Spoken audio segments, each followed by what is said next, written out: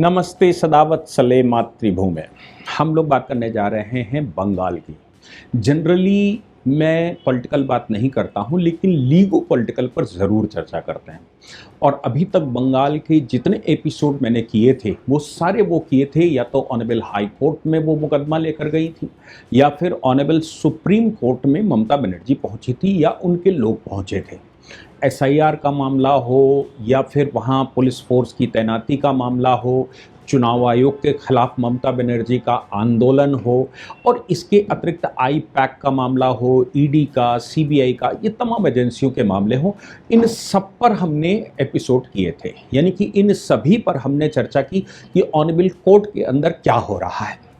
अब चूंकि बंगाल का चुनाव हो गया है, वोट पड़ गया है, इसलिए बंगाल और बाकी राज्यों में, चाहे हम तमिलनाडु की बात करें या केरलम की बात करें, पुडुचेरी की बात करें, असम की बात करें या फिर हम बंगाल की बात करें, एक प्रिडिक्शन जो मैं शुरू से कहता आया हूं वो अभी एग्जिट पोल से के तो व्यूज़ हम मानते नहीं हैं, क्योंकि मेरा मानना ये है कि एग्जिट पोल वो अपने अपने बॉस के हिसाब से देते हैं। कुछ एग्जिट पोल ऐसे भी हैं जिन्होंने ये प्रेडिक्शन करने से मना कर दिया, खासतौर से बंगाल में प्रेडिक्शन करने से मना कर दिया, और उसका कारण उन्होंने बताया कि बंगाल में कोई खुलकर बोलने को तैयार नहीं है। अब बंगाल में कोई खुलकर बोलने को तैयार नहीं है, ये बात बहुत महत्वपूर्ण है और ये आधार बनाती है आगे एनालिसिस करने की। मेरा अपना जो अनुमान है, मेरी अपनी जो एनालिसिस है, उस पर आज हम चर्चा करने वाले हैं। देखिए, केरलम में तो नागनाथ बैठे या सांपनाथ बैठे, भारतीय जनता पार्टी का बहुत अच्छा वहाँ बेस नहीं है। भारतीय जनता पार्टी को केरला स्टोरी के बाद ये लग रहा था कि ईसाई उनके साथ आ जाएगा, लेकिन एक चीज़ समझ लीजिए, जो हिंदुस्तान को चाहता होगा, जो हिंदू संस्कृति को चाहता होगा, जो हिंदुस्तानी संस्कृति को चाहने वाली पार्टी है, उसके साथ छद्म रूप से तो ये दिखाई पड़ सकते हैं किताबिया, लेकिन ये रियलिटी में साथ आना थोड़ा मुश्किल काम है।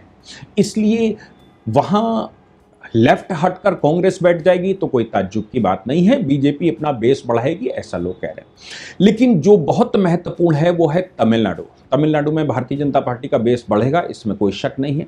लेकिन विजय ने जिस प्रकार से वहाँ अपनी पहुंच बनाई है, ऐसा कह रहे हैं कि विजय कुछ उलटफेर कर सकते हैं। मैं मानता हूं अगर डीएमके हटाकर, क्योंकि डीएमके तो सनातन संस्कृति के बिल्कुल विरोधी पार्टी है, और सनातन संस्कृति वो पेरियार को बेस बनाकर हिंदू नहीं है ऐसा, और हम तमिल हैं, हम अलग हैं, हम देश के हिस्से नहीं हैं, ऐसा कुछ स्टेटमेंट वो देते रहते हैं। हम हिंदी नहीं मानेंगे, भाषा नहीं मानेंगे, हम संस्कृत में चैंटिंग नहीं करेंगे, मंदिरों का पैसा निकालना, मंदिरों से पैसा निकालकर उसको डेवलपमेंट के कामों में लगाना, हम तो डेवलपमेंट कर रहे हैं, ऐसे बहुत सारे सनातन विरोधी काम उन्होंने किए। तो मैं मानता हूं कि अगर विजय वहां सरकार बनाने में सफल हो जाते हैं, विजय की सरकार बनती है, भले ही तोड़ फोड़ के बने, क्योंकि प्रेडिक्शन ये हो रहा है कि विजय सिंगल लार्जेस्ट पार्टी बनेंगे। अगर विजय सिंगल लार्जेस्ट पार्टी बनते हैं तो मैं समझता हूँ एआईएडीएमके और भारतीय जनता पार्टी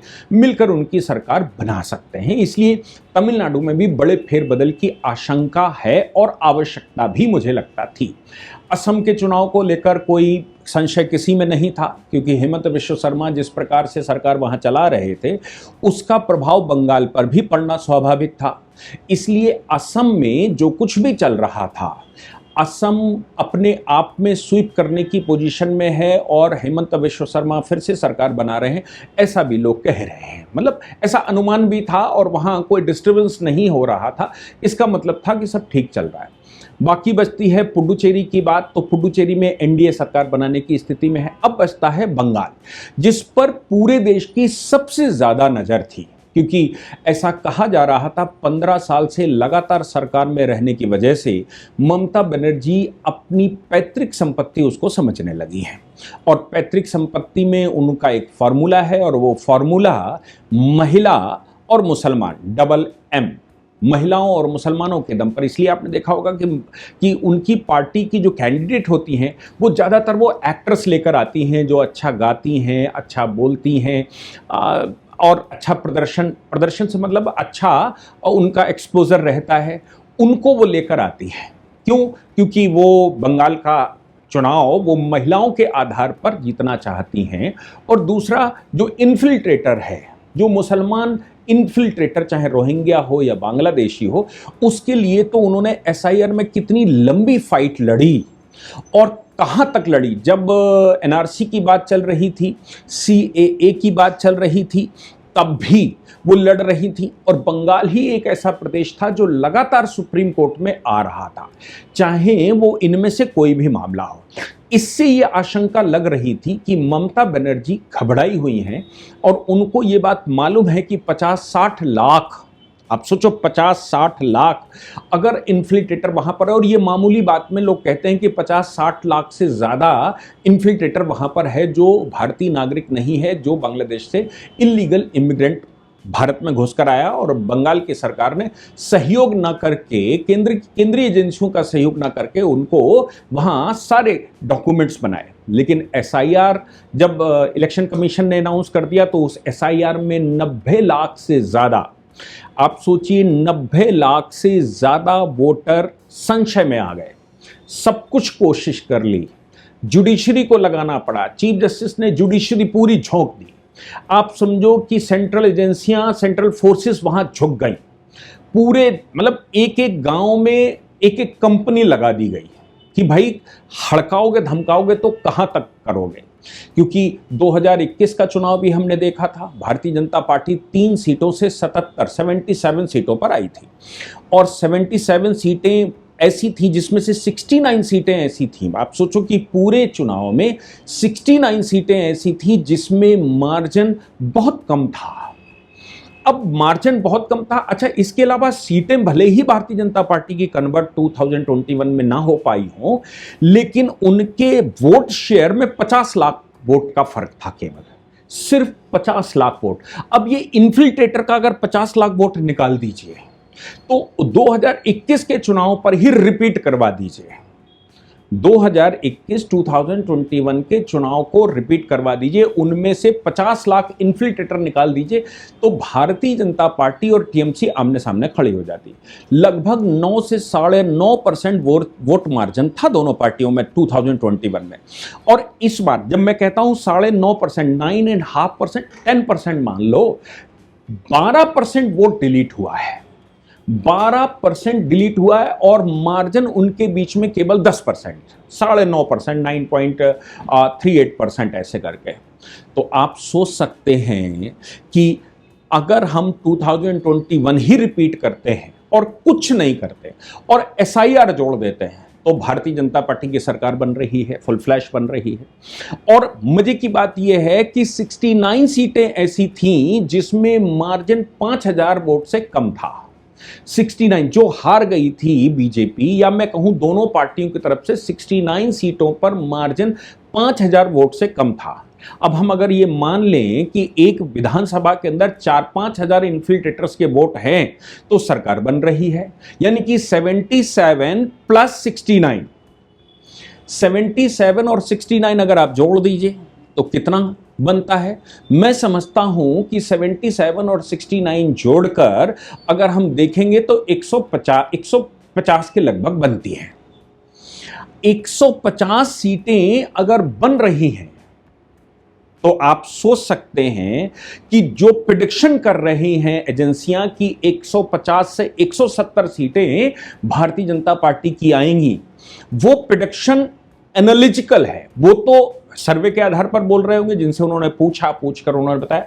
हालांकि एक्सिस माई इंडिया ने बंगाल का प्रेडिक्शन करने से मना कर दिया, और एक्सिस माई इंडिया ने उसको बताने से इसलिए मना कर दिया, उन्होंने कहा कि वोटर खुलकर बात नहीं कर रहा है।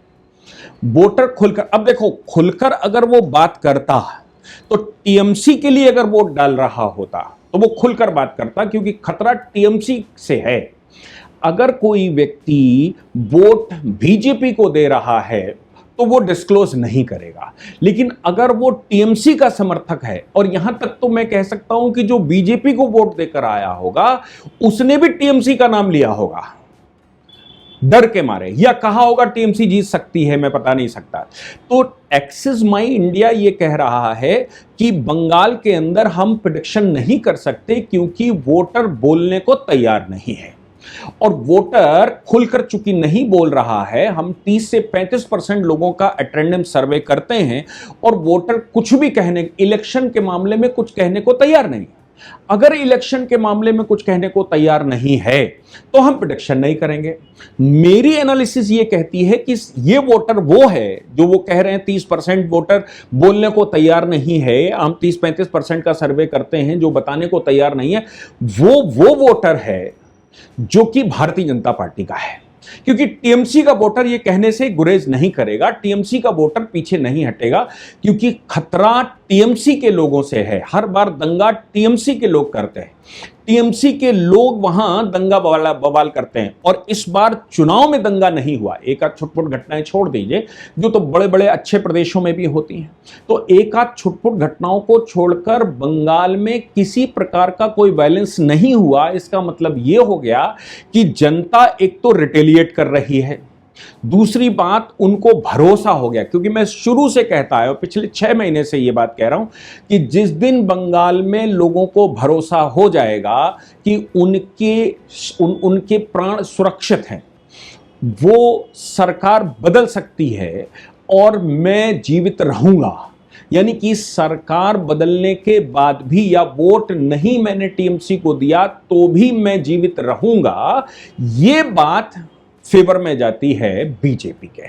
और इस बार जिस प्रकार से कंपनियां अलॉट की गई, जिस प्रकार से वहां ऑब्जर्वर भेजे गए, अजय पाल सिंह का नाम हम लोगों ने सुना ही है, जिस प्रकार से ऑब्जर्वर देश भर के जो बड़े आईपीएस ऑफिसर्स वहां पर लगाए गए और वहां के जो अधिकारी थे उनको बंगाल से बाहर भेजा गया, चीफ सेक्रेटरी को घर बैठा दिया गया, डीजीपी को घर बैठा दिया गया, होम सेक्रेटरी को घर बिठा दिया गया, डिस्ट्रिक्ट मैजिस्ट्रेट जो ममता के चेले चप्पड़ माने जाते थे उनको दूसरी जगह ड्यूटी पर लगा दिया, और इसके अतिरिक्त पुलिस के जो ऑफिसर्स थे उनको दूसरे स्टेटों में माइग्रेट करके दूसरे स्टेटों से लोगों को बंगाल में लाकर खड़ा कर दिया। इसके अतिरिक्त उनके बंगले भी खाली करवा दिए थे। आपको याद होगा कि ज्ञानेश कुमार जी ने कहा था कि बंगले खाली करो, जिसके पास जो दायित्व तो नहीं, अगर सीएस की पोस्ट पर आज मिस्टर ए बैठे हैं तो सीएस के घर में भी वही रहेंगे। और ये बहुत बड़ा मास्टर स्ट्रोक था उस समय, मैंने कहा था, उस समय भी कहा था कि ये बड़ा मास्टर स्ट्रोक है, क्योंकि सारी जो वायरलेस व्यवस्था है, जो डिजिटल व्यवस्था है, वो उस बंगले में होती है, जो भी रिपोर्टिंग होती है उस बंगले में होती है। अब ये पीडब्ल्यूडी के गेस्ट हाउस में रहकर अगर वहां से चलाएगा सीएस या डीजीपी तो कैसे चला पाएगा? क्योंकि मशीनरी तो सारी डीजीपी के घर में, डीजीपी के बंगले में लगी हुई है, मशीनरी तो सारी सीएस के बंगले में लगी हुई है, सारी रिपोर्टिंग वहां होती है। तो हटाने के बावजूद भी वही सेंट्रल पॉइंट रहता है। बाकी अधिकारियों को यह डर भी रहता है कि सीएस और डीजीपी कुछ भी गलत कर सकते हैं। भाई सरकार बनने के बाद सीएस और डीजीपी अगर वही रहेगा तो कुछ भी हो सकता है। इसलिए उनके बंगलों का जो मैकेनिज्म है वो भी ज्ञानेश कुमार जी ने उस व्यक्ति को दे दिया था जो उस समय पोस्टिंग पर था, भले ही चुनाव के पर्पज से हो। इससे पूरी कंप्लीट मशीनरी, पूरी मैकेनिज्म ममता बनर्जी की बिगड़ गई।